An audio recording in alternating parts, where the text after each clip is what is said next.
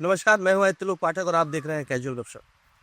आज की कड़ी में हमारे साथ है विश्व हिंदू परिषद जिला मंत्री एवं बेतिया नगर निगम के उप महापौर के प्रतिनिधि माननीय रविंद्र दत्ता। नमस्कार सर। नमस्कार, मैं हूं त्रिलोक पाठक और आप देख रहे हैं कैजुअल गपशप।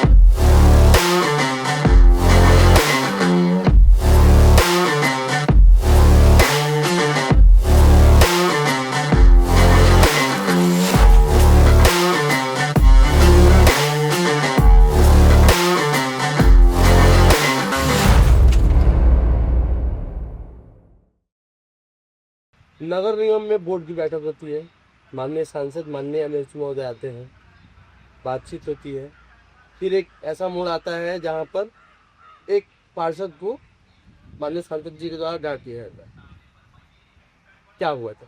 हाँ, ये वीडियो में हम भी देखे थे। उसमें वो नियम कायदे को लेकर नगर आयुक्त से बात कर रहे थे। तब तक बीच में ही ये कुछ कहना चाहे तो इस सांसद महोदय बोले भी कि हम आपसे बात नहीं कर रहा, तू तलाक दिलवा था। और वो वीडियो हम सभी देखे। तो मैं बता रहा था ना कि एक ही व्यक्ति, ये सांसद जी बताया बाहर आकर, एक ही व्यक्ति सभी प्रश्नों का उत्तर देता है मतलब। अच्छा। और ये हम लोग भी देखते हैं तो हर एक बात तो एक ही व्यक्ति बोर्ड के अंदर चिता सकता है। मैं बता रहा था कि अगर मेयर को छोड़ दिया जाए खुला उनके विवेक पर तो वो बेहतर ढंग से चलाए, इनसे बेहतर चलाए। मतलब अभी जो स्थिति है उससे बढ़िया जरूर चलेगा। आपका कहना है कि वार्ड संख्या 17 के पास जो मेयर के पति हैं रोहित सिंघानिया, ये चला रहे हैं अपने नगर निगम को, माननीय मेयर अपने दिमाग से नहीं चलाएगी और यही कारण है विवाद का।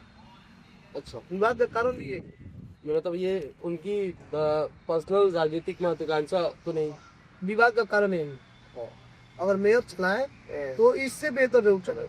ये मैं बहुत गंभीरता से कह रहा हूँ जो मैंने अभी तक देखी था। एक चीज और, बोर्ड की बैठक होती है, माननीय सांसद इस बात से नाराज होते हैं कि बिना बुलाए किसी को कैसे अंदर आ जाए। फिर जिक्र होता है पास का, नए आयुक्त के द्वारा बताया था कि पास में निर्गत किया ही नहीं है, तो ये पास का मसला कैसे आया? पिछले 2-3 महीने पहले विभाग से एक 6 महीने पहले मान सकते हैं, विभाग से एक आदेश आया कि बोर्ड की बैठक को उस शहर के गणमान्य लोग 20 ऐसे लोग नगर निगम में देख सकते हैं। केवल देखने के लिए दर्शक दीर्घा बनाई जाए, जो अन्य सांसद में भी सदन में होता है। तो ये मेयर के द्वारा पास निर्गत किया गया, उसमें भी झोल है। विवाद का जड़ ये था कि इनके द्वारा जनप्रतिनिधियों के, पार्षद के परिवार के लोगों को पास निर्गत किया गया और विशेष समुदाय के लोगों को पास निर्गत किया गया। अच्छा, एक ही परिवार से 3-3, 4-4 लोगों का अनुशंसा आया था और सब पत्र है, मैं पास भी दे देंगे, आप इसकी तो लगा दीजिएगा। 32 नंबर वार्ड की वार्ड पार्षद है जिनके लड़के आजाद हुसैन, उनके पैड पर अनुशंसा आया था 4-5 लोगों का और उस सबके पास दिया गया था। यानी टोटल 20 में यूं कहे कि मात्र 2 से 3 हिंदू जनप्रतिनिधि थे, जिनमें एक उनका ड्राइवर था, एक वार्ड नंबर 9 के अनुराग बर्नवाल जी थे, एक संजय शर्मा जी थे वार्ड नंबर 5 के। बाकी 17 लोग एक समुदाय से, मुस्लिम समुदाय से, और उसमें भी परिवार वाले थे। खुद आजाद हुसैन थे उसमें, उस बैठक में। विवाद का जड़ यही से कि वो क्यों बैठक में, वो अगर वो भीतर जा सकते थे, बाहर से रोमन कुत्ता भी जा सकते थे और अन्य भी जा सकते हैं। निर्गत हुआ कैसे? मैडम निर्गत, लेकिन उनका एडमिनिस्ट्रेटिव पोस्ट नहीं है, ये नहीं करना चाहिए। ठीक है, उनका अनुशंसा हो सकता है, बाद में ये लोग पत्र भी दिखाया, मेयर अनुशंसा कर देंगी, नगर आयुक्त नगर निगम का मोहर भी मार के ठीक कर देते, लेकिन मोहर भी नहीं मारा गया था। और तो और 20 लोगों में मात्र 12 लोगों का पास लिखित में है, 8 आदमी बिना पास के थे, पत्र नहीं है। अच्छा, बरबली से सुनने में ये भी आया कि पास पर दिनांक भी अंकित नहीं था। आज भी फोटो है। मात्र 12 को लिखित में अनुशंसा मेयर के द्वारा किया गया। 8 आदमी और क्यों गए थे, किस कारण से गए थे, किसके कहने पे गए थे, ये सभी सवालिया नहीं। तो इस प्रकार का तुष्टिकरण में ये लोग लिप्त हो गए हैं। कुछ समझ में नहीं आ रहा है इन लोगों को, कुछ करना नहीं चाहते हैं। मुस्लिम हमसे रुष्ट न हो जाए ऐसा कोई कदम नहीं कर रहा। अभी देखिए ना, इतना भारी बवाल हुआ, पूरा बेतिया उद्वेलित है गर्भवती गाय को लेकर। एक बयान आया है, अब बताइए एक बयान आया हो तो, और नहीं आया तो क्यों नहीं आया है? आए हम तो इंतजार। मैं तो कह रहा हूँ, कल मैंने एक पत्रकार बंधु से बोला कि अगर मेयर को लगता है कि हमको दिक्कत है बूचड़खाना के बारे में बोलने से या बूचड़खाना बंद कराने से, तो वो फाइल उप मेयर को दे दे। मात्र एक ही फाइल हम मांग रहे हैं कि मीट मछली की दुकानों को व्यवस्थित करना और बूचड़खाने को बंद कराने का फाइल उप मेयर को दे। देखिए हम क्या करते हैं। सिर्फ चाहते हैं कि एटलीस्ट कदम यही मिले ना भाई हमको, हमको यही काम दे दे, हम कर लेंगे। हमको कुछ है नहीं, इसलिए हम कर नहीं पा रहे हैं।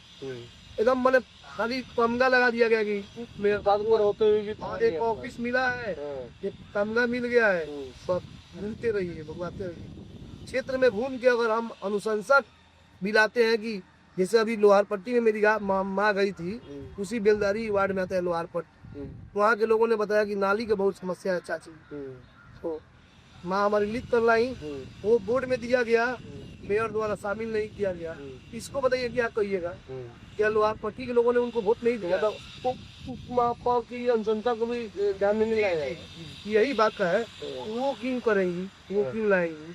अच्छा, तो हमको तो पंगु बना दिया गया है। इसमें कोई मैंने ये भी बोला था कि जो टकराव चल रहा है पार्षद लोगों में और आप में, जो पार्षद आपसे नहीं संभल रहे हो उनको चिन्हित कर लीजिए और हम तो दे दीजिए, हम उनको संभालेंगे और टकराव नहीं होने देंगे। मतलब आप गुटबाजी खत्म करने के तैयार है? कई बार प्रयास किए, तभी वो लोग तैयार कई बार प्रयास किए। कई बार इनके जो समर्थित पार्षद है, वो चाहे बहुत करीबी जो पार्षद है, उन सबसे मैंने पर्सनली बात की है कि आप भैया इसमें कॉल कीजिए, विवाद खत्म कीजिए, बेतिया का विकास रुक रहा है। जो जिनसे उनको ईगो प्रॉब्लम है, ठीक है, वो अपने ईगो को हर्ट नहीं होने से उनको हमारे तरफ भेज दे और उनको बताएं कि क्या करना है। रमन जी आप ये करिए, हम नहीं करेंगे तब ना, हम उनको कैसे संभालेंगे वो हम जानते हैं। वो भी नहीं हो रहा है। तो टकराव की राजनीति करना इनका पेशा है, जो पिछले 2-2.5 साल ये किए। पिछले बार भी सिंपैथी बटोर के चुनाव जीत गए, इस बार भी सिंपैथी बटोरने के प्रयास में है, लेकिन जनता अभी होशियार हो गई। अभी तो सारा चीज मालिक आप है भाई, नाली के कूड़ा से उठाने से लेकर के और कंपनी भगाने तक आप सारा चीज में आप ही का फोटो आ रहा है। सारा चीज डंडा आप चला रही है, तो टीम जीतेगा तो श्रेय आपको चाहिए। टीम जहाँ हारेगा उस श्रेय कौन लेगा? उसके लिए सांसद विधायक ये ना चल पते है ना बंगाल में, ना चल नहीं चले। ठीक है, अब हम आते हैं बेतिया विधानसभा की राजनीति। बेतिया विधानसभा की जो राजनीति है, इसमें जो यहाँ की विधायिका हैं वो गुम नजर आती है, वो सामने एकदम स्पष्ट तौर पर दिखती नहीं है। बड़ा पद मिल गया है, अब वो मंत्री हो गई है, बहुत ज्यादा वर्कलोड ज्यादा बढ़ गया, इसकी वजह से वो नहीं हो पा रहा। हो सकता अभी आप विगत मेयर के चुनाव में पहले आप कैंडिडेट थे, फिर आपकी माता जी हुई, और अब वापस से हम बात करते हैं, तो आपकी राजनीतिक महत्वाकांक्षाएं क्या है अगर हम निजी तौर पर बात करें तो? ये हम लोग राम भक्त लोग हैं, एक ही बात जानते हैं, वही जे राम रची राखा।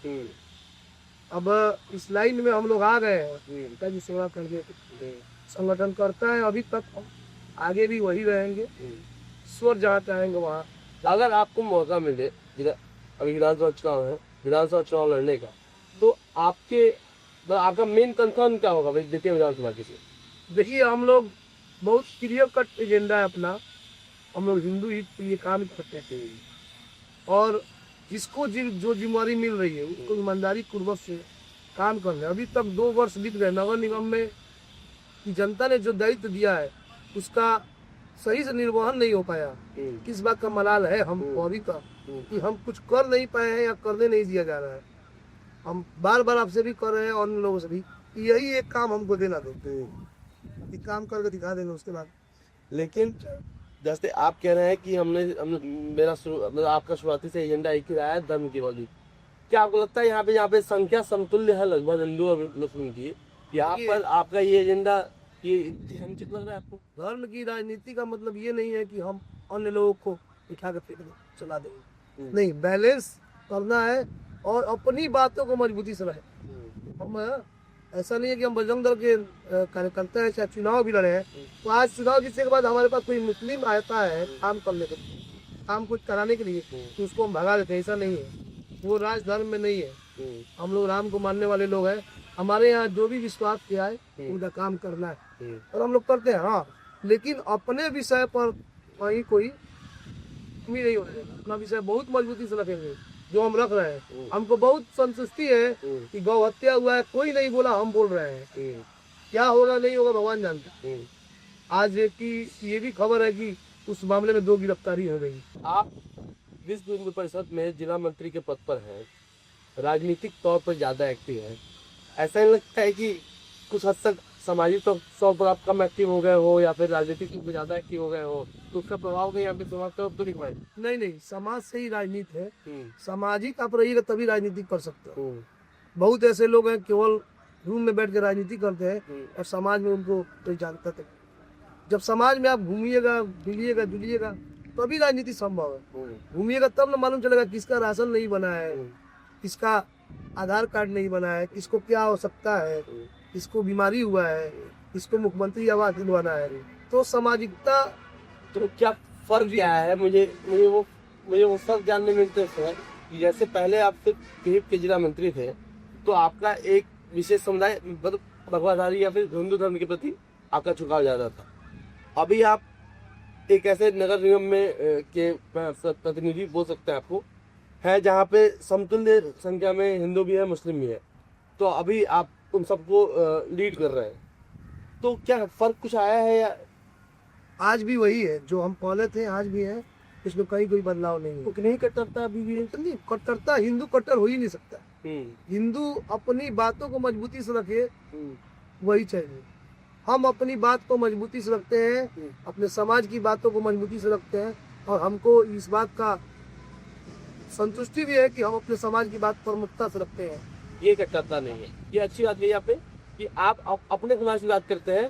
कट्टरता का मतलब हो गया दूसरे समाज, कभी हम कटाक्ष नहीं करते, हम अपने समाज की बात प्रमुखता से रखते हैं जी। अगर मेरे ये भगवान है, मेरे देवता है, तो हम उनको पूछते हैं लोग क्या कर रहे हैं, हमको इसका मतलब अपना लकीर लंबा कीजिए, हम लोग को यही बताया गया। ठीक है, हम लोग एक आखिरी में रैपिड फायर राउंड खेलते हैं। अगर हम लोग बात करें संगठन की, तो संगठन में आपके सबसे पसंदीदा व्यक्ति कौन है? संगठन में एक से एक लोग हैं, ये कहना, लेकिन हाँ, हम संगठन से जुड़े थे प्रवीण भाई तोड़िया को देखकर, जो अभी अपने संगठन में नहीं है। और राजनीतिक तौर पर आते हैं हम लोग, तो राजनीतिक तौर पर जो कौन ऐसा शख्स है जिससे आप काफी ज्यादा जुड़ाव महसूस करते हैं? पूज्य योगी आदित्यनाथ। राजनीति और समाज सेवा के अलावा कोई ऐसी हॉबी जो आप खाली समय में करना आपको पसंद हो? गौ सेवा। गौ सेवा, ठीक है। आज इस कड़ी में आज हमारे साथ थे विश्व हिंदू परिषद के जिला मंत्री रमन गुप्ता जी एवं बेतिया नगर निगम के उप महापौर के प्रतिनिधि। मिलते हैं आपसे अगले हफ्ते। नमस्कार।